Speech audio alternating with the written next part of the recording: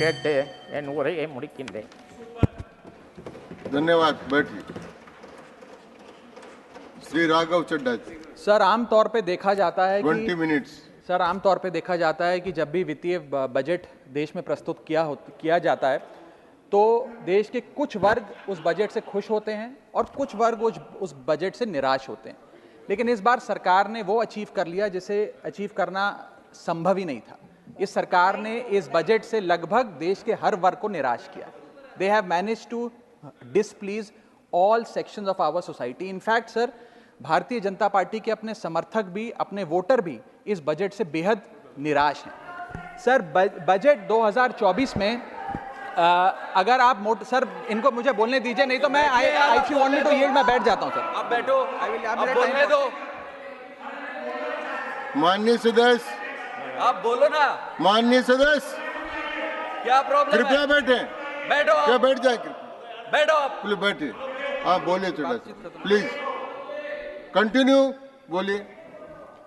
Sir पिछले 10 सालों में टैक्स लगा कर सरकार ने एक देश के आम आदमी का खून चूस लिया। अब आप मानिए आप 10 रुपए कमाते हैं, उसमें से 3 साढ़े 3 रुपए आप इनकम टैक्स के माध्यम से दे देते हैं, 2 रुपए 2.5 रुपए जीएसटी आपका चूस लेता है, 1.5-2 रुपए आपका कैपिटल गेन टैक्स लगता है, सेस सरचार्जेस 1-1.5 रुपए के लग जाते हैं, तो मात्र 10 रुपए में से 7-8 रुपए तो सरकार के खजाने में चला जाता है। तो आम इंसान को मिलता क्या है, आम आदमी को मिलता क्या है? और सरकार जो हमसे इतना टैक्स लेती है उसके बदले में सरकार हमें देती क्या है? कौन सी ऐसी अंतर्राष्ट्रीय सेवाएं, world class health care, education, transport सुविधाएं सरकार बदले में देशवासियों को देती है? मैं ये भी पूछना चाहता हूं। इसीलिए आज मुझे ये कहने में बिल्कुल भी गुरेज नहीं है that sir we in India today pay taxes like England to get services like Somalia.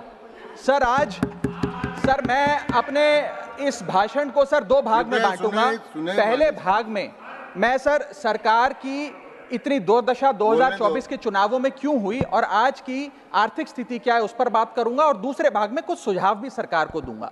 Sir पहले 2019 में भारतीय जनता पार्टी की 303 सीटें थी।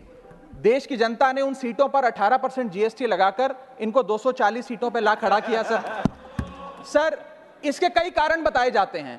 कोई कहता है कि धर्म का कार्ड नहीं चला, कोई कहता है जातीय कारण है, तो कोई कहने लगता है कि टिकट डिस्ट्रीब्यूशन में कमी रही। सर ये सब ऊपरी कारण है।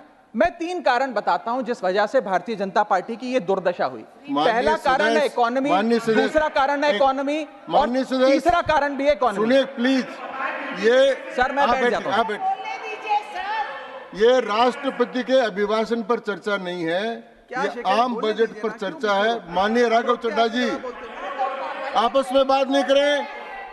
माननीय राघव चड्ढा जी, ये राष्ट्रपति के अभिभाषण पर चर्चा नहीं है, ये आम बजट पर चर्चा। बोलिए आप। सर बजट पे आप बोलो। आप बजट पर बोलिए, आम बजट। सर अगर आपने मेरी पूरी बात सुनी होती तो शायद इतनी आपत्ति इन लोगों को ना होती। सर मैं यही कहना चाह रहा हूं कि कई कारण बताए जाते हैं चुनावी हार के, लेकिन मेरे मुताबिक 3 महत्वपूर्ण कारण है। पहला कारण इकोनॉमी, दूसरा कारण इकोनॉमी, और तीसरा कारण भी इकोनॉमी। मैं इकोनॉमी की बात कर रहा हूं, चुनावों की बात नहीं कर रहा। सर पहला कारण, सर मैं बैठ जाता हूं सर, इनको चिल्लाने दीजिए, मैं बैठ जाता हूं सर। माननीय सदस्य बैठिए।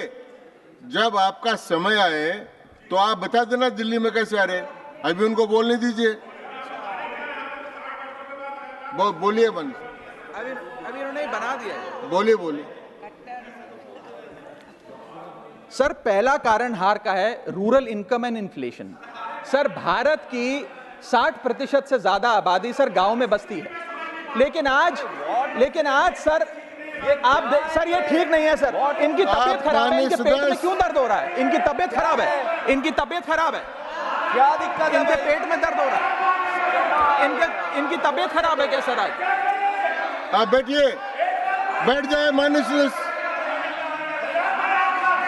कृपया बैठे, बैठ जाए। मन कृपया बैठे, बैठिए।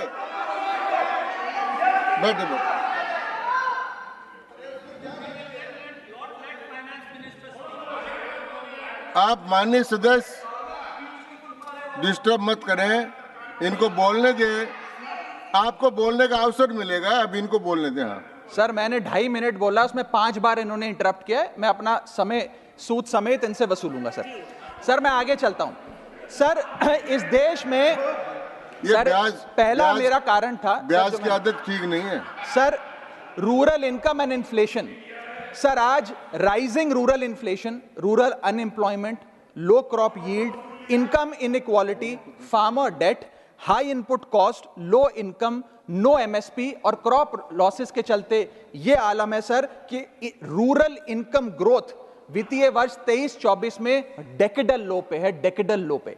और सर इसी के साथ साथ किसानों की आय दुगना करने का वादा था, स्वामीनाथन कमीशन के अनुसार एमएसपी देने का वादा था, वो वादे जब पूरे नहीं हुए तो आलम यह है सर कि पिछले 25 महीने लगातार रियल रूरल वेजेस डिक्लाइन पर हैं लगातार। और इसके साथ साथ यूपीए के दौरान, कांग्रेस पार्टी की सरकार के दौरान फार्म वेजेस में 8.5% का इजाफा देखा गया था, एनडीए 1 के दौरान 3% और एनडीए 2 के दौरान -0.6% का इजाफा देखा गया, यानी कि रूरल वेजेस गिरती जा रही हैं। सर मैं ऐसे साधारण भाषा में समझाता हूं सर। सर 2014 में एक दिहाड़ी मजदूर एक दिन की अपनी दिहाड़ी से 3 केजी अरहर की दाल खरीद सकता था सर। सर आज वही दिहाड़ी मजदूर वर्ष 2024 में एक दिन की दिहाड़ी से 1.5 केजी अरहर दाल खरीद पा रहा है, यानी कि महंगाई भी बढ़ रही है और उसकी आमदनी भी घट रही है। इसका नतीजा क्या हुआ सर? इसका नतीजा यह हुआ कि इनका वोट शेयर घटा, रूरल एरियाज में 5% भाजपा का वोट शेयर घटा, इनके खुद के यूनियन एग्रीकल्चरल मिनिस्टर चुनाव हार गए और 398 रूरल सीट्स में से 2019 में इनको 236 मिली थी, आज 398 सीट्स में से इस बार मात्र 165 सीटें मिली हैं, यानी कि रूरल इंडिया में इनको नकार दिया गया है सर। सर दूसरा मेरा जो आज देश में आर्थिक स्थिति है जिसके कारण इनकी भी ये चुनावों में दशा हुई, उसका है फूड इन्फ्लेशन। सर थाली का बजट बिगड़ गया सर, आटा हो, दूध हो, चावल हो, दही हो, हर वस्तु पे महंगाई का आलम है, जीएसटी का आलम है और लगातार इस देश में फूड इन्फ्लेशन बढ़ता जा रहा है। 9 से 9.5% के लगभग आसपास फूड इन्फ्लेशन मंडरा रही है सर इस देश में। और मैं पूछना चाहता हूं सरकार से कि वो कमोडिटीज जिसमें हम सेल्फ सफिशिएंट थे, वो कमोडिटीज जिसमें हम एक्सपोर्ट किया करते थे, उसमें कैसे महंगाई घुस गई? और अगर वो कमोडिटीज भी महंगी हो गई हैं तो उसका फायदा किसान को क्यों नहीं मिलता? वो सारा पैसा जा कहां रहा है? ये एक बड़ा महत्वपूर्ण सवाल है सर। आटा 2014 में 21 रुपए प्रति केजी बिका करता था, आज 42 रुपए प्रति केजी हो गया है। दूध 30 रुपए प्रति लीटर के आसपास बिका करता था वर्ष 2014 में, आज 2024 में 70 रुपए प्रति लीटर बिकता है सर। देसी घी 2014 में 300 रुपए प्रति केजी पे बिका करता था, आज 2024 में 675 रुपए प्रति केजी बिकता है। अरहर की दाल 80 रुपए प्रति केजी बिका करती थी 2014 में, आज 230 रुपए प्रति केजी बिक रही है और न जाने कितनी वस्तुओं के दाम आसमान छू रहे हैं सर। और अगर यही रफ्तार रही महंगाई की तो जितनी रफ्तार से 303 से 240 पर आए हैं उससे तेज रफ्तार से 240 से 120 पर आएंगे सर ये लोग। Sir third reason is unemployment, यानी कि बेरोजगारी। सर इनफॉर्मल सेक्टर हो या फॉर्मल सेक्टर हो, अनऑर्गेनाइज सेक्टर हो या ऑर्गेनाइज सेक्टर हो, हर जगह अनएम्प्लॉयमेंट है। और सीएमआई की रिपोर्ट यह बताती है कि अनएम्प्लॉयमेंट दर ऑर्गेनाइज सेक्टर की इस देश में 9.2% है। अनऑर्गेनाइज सेक्टर की तो बात ही भूल जाइए, ऑर्गेनाइज सेक्टर की अनएम्प्लॉयमेंट दर 9.2% है। और हम लोग अपने देश के ह्यूमन रिसोर्सेस को किस कागार पे लाकर खड़ा कर दिया है उसका आलम देखिए सर। उत्तर प्रदेश सरकार के सचिवालय में पीएन की पोस्ट के लिए 368 नौकरियां निकली, 23 लाख लोगों ने उसके लिए आवेदन पत्र दिए। इंडियन रेलवेज के ग्रुप डी एम्प्लॉइज में 63,000 पोस्ट निकली, उसके लिए 2.5 करोड़ लोगों ने आवेदन पत्र दिए। 2.5 करोड़ ऑस्ट्रेलिया की आबादी से भी ज्यादा है sir. Sir 9,900 constable post Bihar police निकालती है, उसके लिए 11 लाख आवेदन पत्र आते हैं। और सर सारी चीजें छोड़िए, महाराष्ट्र सचिवालय के कैंटीन में 12 वेटरों को भर्ती करने के लिए जब आवेदन पत्र मांगे गए तो 7,000 लोगों ने आवेदन पत्र दिए, जिसमें कई पोस्ट ग्रेजुएट्स और ग्रेजुएट्स भी शामिल थे। सर यह बेरोजगारी का आलम है। चौथा, की सेक्टर स्टैग्नेशन। जितने की सेक्टर्स हैं इस देश में, कंस्ट्रक्शन हो, ट्रेड हो, जो इंप्लॉयमेंट क्रिएट करते उसमें एक स्टैग्नेशन आता जा रहा है। और इंडस्ट्री का इन्वेस्टमेंट जिसे कहते हैं ग्रॉस फिक्स्ड कैपिटल फॉर्मेशन, वो लगातार घटती जा रही है। और मुझे बताते हुए दुख है कि न्यू प्राइवेट इन्वेस्टमेंट वित्तीय वर्ष 24-25 के पहले क्वार्टर में 25 ईयर लो पर आ खड़ी है, यानी कि निवेश नहीं कर रही है इंडस्ट्री आज भारत देश की। सर, पांचवा कारण है गिरती हुई पर कैपिटा इनकम, यानी कि प्रति व्यक्ति आय। देश के 12 राज्यों में लगातार पर कैपिटा इनकम घटी, उन 12 में से 9 राज्यों में भारतीय जनता पार्टी का वोट शेयर भी घटा। छठा कारण, decline in financial savings and rising debt burden on the Indian household, यानी कि एक औसतन भारतीय परिवार का कर्ज बढ़ता जा रहा है और उसकी सेविंग्स घटती जा रही हैं।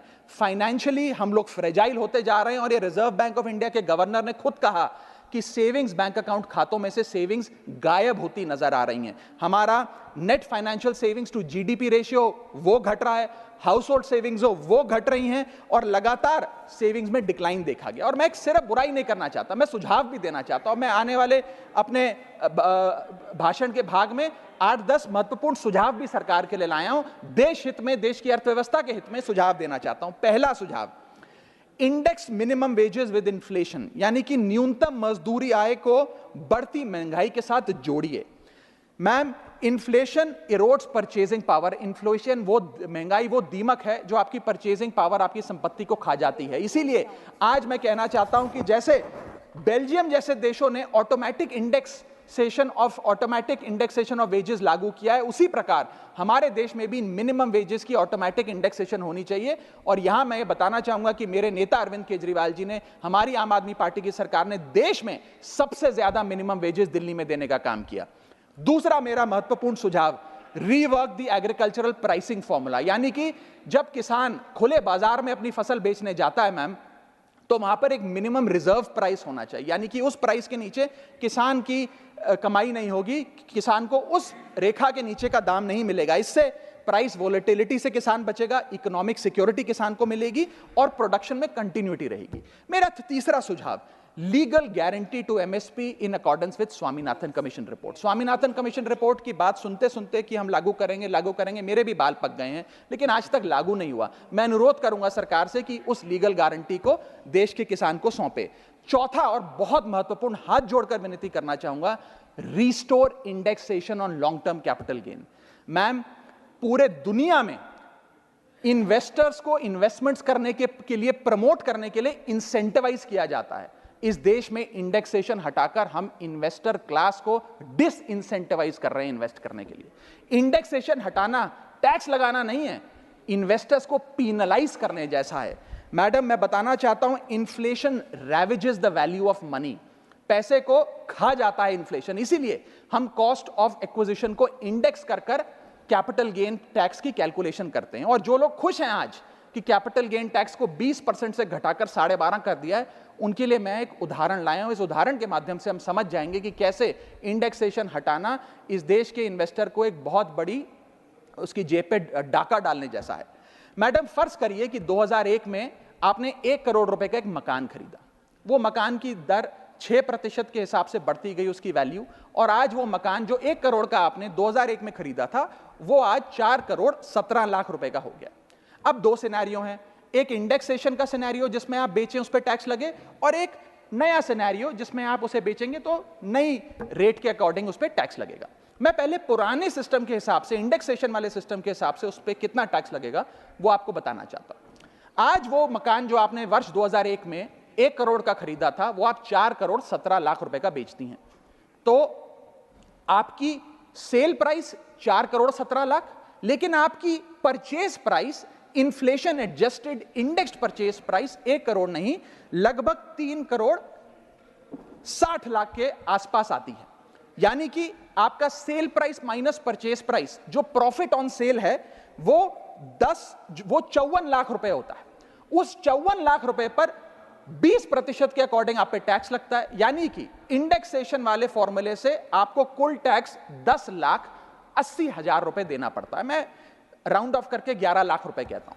लेकिन जो नई व्यवस्था है जिसमें इंडेक्सेशन आपसे छीन लिया गया है, उसमें sale price 4 crore 17 lakh, cost price 1 crore, मुनाफा 3 करोड़ 17 लाख, उस पर 12.5% टैक्स, यानी कि टैक्स कुल मिलाकर आपका बनता है 39 लाख 62,000। यानी कि नई व्यवस्था में वही 1 करोड़ का मकान अगर आप बेचेंगे आज 4 करोड़ 17 लाख का, तो आपको लगभग 40 लाख रुपए टैक्स देना पड़ेगा, और पुरानी व्यवस्था में आपको मात्र 11 लाख रुपए टैक्स देना पड़ेगा। यानी कि 40 माइनस 11 लगभग 29 लाख रुपए का एडिशनल टैक्स आपको देना पड़ेगा मात्र 1 करोड़ रुपए के प्लॉट की सेल पर। यह है इंडेक्सेशन का खेल। इसीलिए indexation long term capital investments के लिए अति आवश्यक है। मैं सरकार से अनुरोध करूंगा कि उसे ना हटाएं, और आज मैं इस सदन में भविष्यवाणी करता हूं, अगर आपने इंडेक्सेशन वापस लागू नहीं किया तो 3 चीजें होने जा रही हैं इस देश में। पहला, रियल एस्टेट में इन्वेस्टमेंट गिरने वाली है और लोग अपना ड्रीम होम कभी नहीं खरीद पाएंगे। दूसरा, अंडर वैल्यूएशन होगी प्रॉपर्टी डील्स की, सब लोग सर्कल रेट पे प्रॉपर्टी खरीदेंगे बेचेंगे, कोई असल कीमत नहीं बताएगा। और थर्ड थिंग जो इस देश में होने जा रही है, रियल एस्टेट सेक्टर में भारी तादाद में ब्लैक मनी आने जा रहा है अगर आपने ये इंडेक्सेशन का फैसला वापस नहीं लिया। मेरा 5वां सुझाव सरकार को, फाइनेंशियल सेविंग्स को इंसेंटिवाइज करिए। डेट में, इक्विटी में, म्यूचुअल फंड्स में, बैंक डिपॉजिट्स में फाइनेंशियल इन्वेस्टमेंट्स, और खास करके जो 24 से 36 महीने से अधिक लोग अपनी इन्वेस्टमेंट रखते हैं उन्हें इंसेंटिवाइज करिए, टैक्स मत करिए, पेनलाइज मत करिए। और मैं कहूंगा आने वाले समय में आपको लॉन्ग टर्म कैपिटल गेन पे टैक्स अबॉलिश करने के लिए भी सोचना चाहिए, ना कि उसे सिर्फ कम करना चाहिए। छठा मेरा सुझाव, review, revise and simplify GST. GST जिसे गहरा संकट टैक्स या गब्बर सिंह टैक्स के नाम से आज देशवासी जानते हैं, रोटी हो, कपड़ा हो, मकान हो, हर चीज पे जीएसटी लगा लगा कर हमने इस देश के इन्फ्लेशन पर भी जीएसटी लगा दिया, सारी चीजें महंगी हो गई। मेरा सुझाव है सरकार से कि इस जीएसटी के पूरे फ्रेमवर्क को कॉम्प्रिहेंसिवली स्टडी कर रिवाइज करिए। एक्सपोर्ट ओरिएंटेड सेक्टर्स में जीएसटी कम करिए ताकि हम ग्लोबली कंपेटिटिव बन सकें। एसएमई सेक्टर जो नौकरियां देता है, छोटे उद्योग हैं, उसमें जीएसटी कम करिए। और एसेंशियल कमोडिटीज, दूध, दही, चावल, रोटी, चावल, आटा, उस पर कम से कम जीएसटी विड्रॉ करिए। मेरा 7वां मेरा सुझाव, give more to states. India is a union of states. States की जेब में थोड़ा पैसा डालिए। कोलिशन पॉलिटिक्स के कंपल्शन हम समझते हैं कि आपको बिहार को, आंध्र प्रदेश को ज्यादा पैसा देना था, लेकिन उन राज्यों ने जिन्होंने आपको भरपूर वोट दिया, गुजरात ने, दिल्ली ने, मध्य प्रदेश ने, उड़ीसा ने, झारखंड ने, छत्तीसगढ़ ने, जिन लोगों ने अपने राज्यों की लगभग सारी सीटें आपकी झोली में डाल दी, उनसे क्या गलती हुई? उन राज्यों को आपने दिया एक एक झुंझुना और बाकी 2 राज्यों को पे सब कुछ लौटा दिया।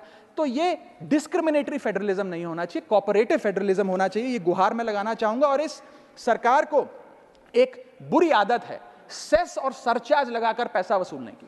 सेस और सरचार्ज वो टैक्स है सरकार का जिसे उन्हें राज्यों के साथ बांटना नहीं पड़ता, वो डिविजिबल पूल में नहीं जाता।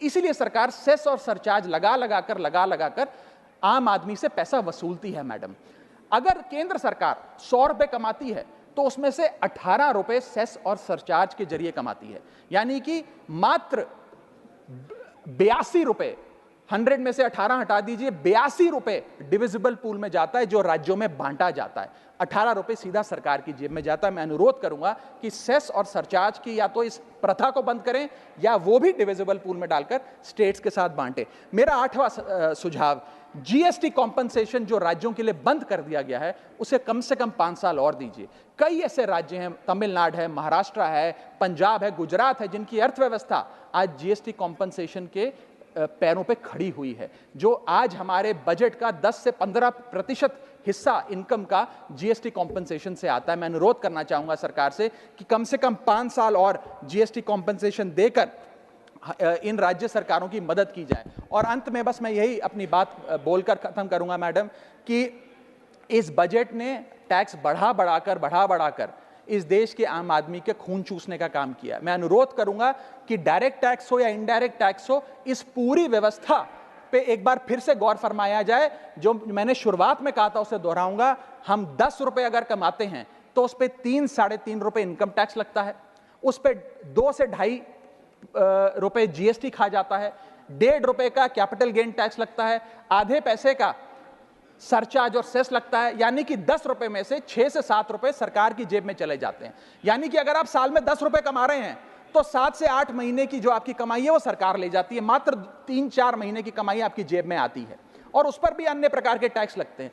और उसके बदले में हमें कोई सुविधाएं नहीं मिलती है, ना ट्रांसपोर्ट, ना हेल्थ केयर, ना कोई इंफ्रास्ट्रक्चर, कोई ऐसे जैसे और बड़े बड़े विकसित देशों में, United states of America, United kingdom, European countries में जो हाई टैक्स रिजीम्स मानी जाती हैं, उनमें नागरिकों को सुविधा दी जाती है, लेकिन उसके बदले में दिल्ली में, हिंदुस्तान में, देश भर में कोई ऐसी सुविधा केंद्र सरकार नहीं देती है। इसीलिए यह कहा जाता है that we impose taxes like the Europeans do to get services like sub Saharan countries. मैं अनुरोध करूंगा सरकार से कि इस टैक्स फ्रेमवर्क को डायरेक्ट हो या इनडायरेक्ट टैक्स हो, उसका भी एक कॉम्प्रिहेंसिव रिव्यू करें। बहुत बहुत शुक्रिया।